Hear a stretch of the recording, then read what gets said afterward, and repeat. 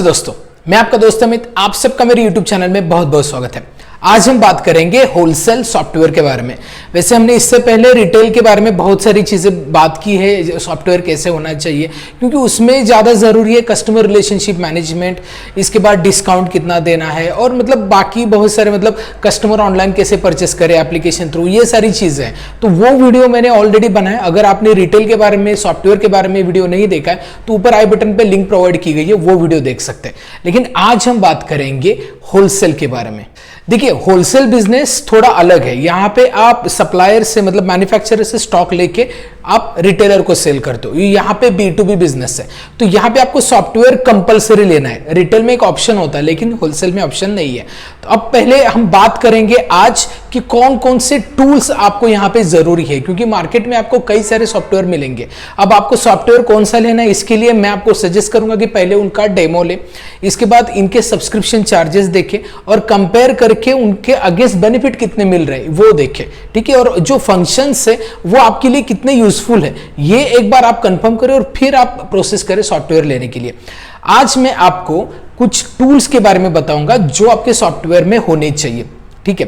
तो ये वीडियो आप सभी होलसेलर के लिए जरूरी है जो होलसेल बिजनेस नया शुरू करना चाहते हैं, या फिर ऑलरेडी आप सॉफ्टवेयर यूज करें, कोई चीज मिसिंग है तो आप उसको आपके सप्लायर को ऐड करने के लिए भी बोल सकते हैं, या फिर सॉफ्टवेयर भी चेंज कर सकते हैं। तो ये वीडियो आपके लिए काफी मददगार रहेगा। इन्वेंट्री कंट्रोल और बाकी फाइनेंशियल्स कंट्रोल्स के लिए सॉफ्टवेयर कैसे यूज कर सकते हैं इसके बारे में। चलिए इस इंटरेस्टिंग वीडियो को स्टार्ट करते हैं। उससे पहले मैं आपको बताना चाहूंगा कि अगर आप होलसेल बिजनेस शुरू करने का सोच रहे हैं या फिर आप शुरू कर चुके हैं लेकिन ग्रो नहीं हो पा रहा, तो आप ज्वाइन कर सकते हैं हमारा 9-डे workshop on wholesale pharma business management, जहां पे मैं आपको कंप्लीट गाइड बताता हूं कि कैसे होलसेल बिजनेस शुरू करें, उसको ग्रो करें, ठीक है। तो यहां पे मैं आपको सॉफ्टवेयर के बारे में बताऊंगा। सबसे पहला जो पॉइंट मैं बताऊंगा वो है परचेस। अब देखिए, परचेस जो आप सप्लायर से करेंगे, मतलब C&F से ही करेंगे या फिर डायरेक्ट डिस्ट्रीब्यूटर से करेंगे, अगर आप अंडर कटिंग में कर रहे तो उस केस में आपको सॉफ्टवेयर कुछ ऑप्शन देता है।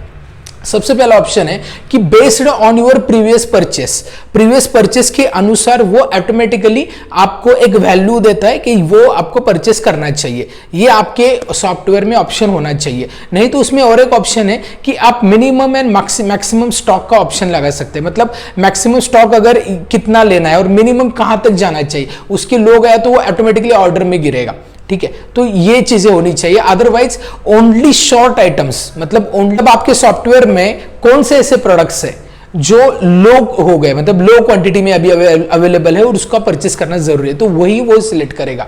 सो सॉफ्टवेयर आपको ऑप्शन देता है। इसके बाद नेक्स्ट, ये पहला टूल है। इसके बाद नेक्स्ट है रेट डिफरेंस का टूल।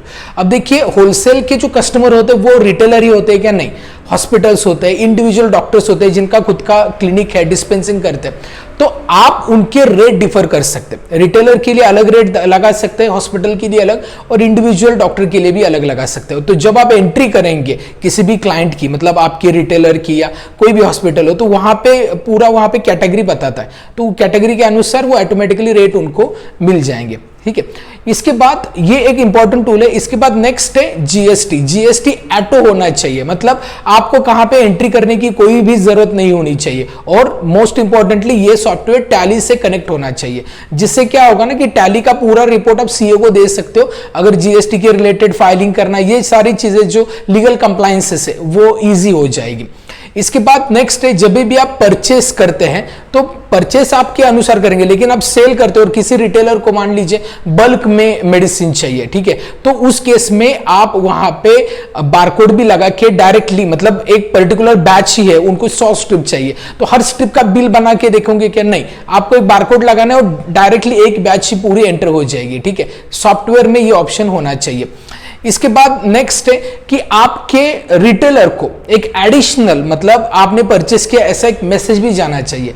ये भी अगर पॉसिबल है तो वो भी आपके सॉफ्टवेयर में होना चाहिए, जिससे कस्टमर रिलेशनशिप मैनेजमेंट होती है इसके बाद नेक्स्ट है, जब आपके ऑर्डर बॉयज किसी भी रिटेलर के यहाँ पे ऑर्डर लेने के लिए जाते हैं ना, तो उस केस में वहां पे उनके पास ऑर्डर का ये होता है, मतलब ऑर्डर मैनेजमेंट का सॉफ्टवेयर होता है, वो कनेक्ट होना चाहिए आपके सॉफ्टवेयर से। यहां पे ऑर्डर की तो आपके सॉफ्टवेयर में प्लेस हो जानी चाहिए, ठीक है। ये बहुत ईजी स्टेप बनाता है आपके ऑर्डर बॉय को भी, उसको एग्जैक्टली पता चलता है कि आपके एजेंसी में किस मेडिसिन का कितना स्टॉक है, क्योंकि ऑर्डर बाउंस होने के चांसेस कम रहते हैं इस केस में। इसके बाद है एक्सपायरी का, ठीक है। एक्सपायरी में ऐसा है कि आपके एजेंसी में जो एक्सपायर होने वाली जो दवाइयां हैं वो ऑटोमेटिकली वो बिल में लेगा ही नहीं, और उसका रिफ्लेक्शन दिखाता रहेगा कि ये जो इन्वेंट्री है वो एक्सपायर हो गई है, ठीक है, या फिर नियर एक्सपायरी का भी स्टॉक पॉपअप करता रहेगा। और साथ में जब आप एक्सपायरी नोट, मतलब जब आप क्रेडिट नोट बनाते हो किसी की एक्सपायरी रिटर्न देने के बाद, तो वो ऑटोमेटिकली जब भी बिल आप किसी रिटेलर का बनाते हो तो उसकी एक्सपायरी भी दिखानी चाहिए। अगर आपको उस बिल से ही रिडीम करना है तो वो भी कर सकते हैं। मतलब मान लीजिए किसी का 100 रुपए का क्रेडिट नोट है और उसका बिल 200 बना है, तो वो 100 रुपए ऑटोमेटिकली माइनस हो जाएंगे, बिल डायरेक्टली 100 का बनेगा, ठीक है। तो ऐसे भी सिस्टम आपके सॉफ्टवेयर में होनी चाहिए। उसके बाद है रिटेलर के पेमेंट के रिलेटेड। देखिए बहुत सारे बार क्या होता है ना, रिटेलर आपका पेमेंट नहीं करता, बहुत ज्यादा दिन हो गए होते हैं और उसमें उनको पेमेंट आपको आप रिमाइंडर देते हैं लेकिन पेमेंट नहीं होता। उस केस में आप सॉफ्टवेयर में एक ऑप्शन रख सकते हैं, एक लिमिट रखना है यहां पे कि कितना अमाउंट तक आप इनको क्रेडिट दे सकते हैं या कितने दिन तक क्रेडिट दे सकते हैं। उसके आगे गया तो ऑटोमेटिकली वो पार्टी लॉक हो जाती है, ठीक है। पार्टी लॉक मतलब आप कोई भी बिल नहीं बना सकते उस पर्टिकुलर कोई भी रिटेल का, ठीक है, या फिर हॉस्पिटल या डॉक्टर कोई भी हो। इसके बाद नेक्स्ट है, जब भी आप किसी को सेल करते हो तो उसका पूरा डेटा आपको दिखना चाहिए, मतलब कितने दिन कौन कौन सी दवाई है वो परचेस करता है, कितने क्वांटिटी में करता है, आपके टॉप सेलिंग कौन कौन से रिटेलर है। तो ये पूरा एनालिसिस आप कर सकते हैं, जिससे आप उनको और भी कनेक्ट कर सकते हैं, क्या मतलब सेल कम हुआ है ज्यादा हुआ, वो भी आपको एनालिसिस करना चाहिए। प्रॉफिट और लॉस का एनालिसिस आपके सॉफ्टवेयर में होना जरूरी है। नेक्स्ट है पेमेंट। अब देखिए पेमेंट जो होता है ना, एक तो आप सप्लायर की जो पेमेंट होते हैं वो भी डिटेल वहां पे दिखने चाहिए, कितना पेमेंट बाकी है वो भी दिखना चाहिए, बिल के अगेंस्ट दिखना चाहिए, और साथ में रिटेलर का, पार्टी का, मतलब रिटेलर जो आपसे परचेस करते हैं उनका अगर आउटस्टैंडिंग है तो पार्टी वाइज आप स्टेटमेंट भी निकाल के आपके डिलीवरी बॉय को दे सकते हैं, जो उनको दे देगा, ठीक है।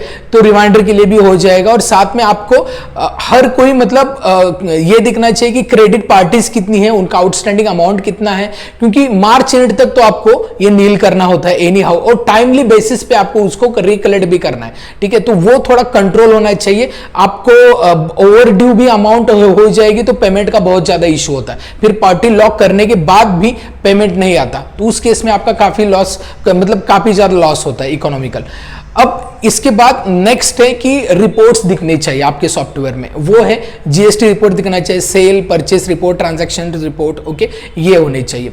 उसके बाद नेक्स्ट है कि कंट्रोल आपके हाथ में होना चाहिए सॉफ्टवेयर का। जैसे कि आपके यहाँ पे बहुत सारे लोग होते हैं, मतलब जो ऑर्डर लेने के लिए आपने टेलीकॉलर बिठा है वो सॉफ्टवेयर हैंडल करते हैं, तो उनको कंट्रोल जो होता है ना वो परचेस और सेल का ही आप दे सकते हैं, या फिर अगर आपको जीएसटी है, देन प्रॉफिट का है, देन एक्सपायरी मैनेजमेंट का, मतलब जो भी आपको कंट्रोल उनको देने हैं वो कस्टमाइज होने चाहिए, आप वो डिसाइड करेंगे। और एक बात बताता हूं, कुछ सॉफ्टवेयर्स बेसिकली ये करना नहीं है आपको, ये मैं बता रहा हूं, लेकिन कुछ सॉफ्टवेयर ऐसा भी करते हैं कि जीएसटी हाइड करने के लिए कोई पर्टिकुलर बिल वहां पे सॉफ्टवेयर में दिखाते ही नहीं, मतलब वो सॉफ्टवेयर में दिखेगा लेकिन जब आप अकाउंट या एनालिसिस करोगे, सीओ को रिपोर्ट भेजते हो, तब वो बिल वहां पे नहीं दिखेगा, तो सेल में भी नहीं दिखेगा, परचेस में भी नहीं दिखेगा, ऐसे भी है, ठीक है। लेकिन आपको ऐसा नहीं करना है, आपको जीएसटी भरना ही है, ठीक है, क्योंकि वो आपका बेनिफिट है, ठीक है, और एज पर लीगल कंप्लायंसेस सारे फॉलो करने हैं।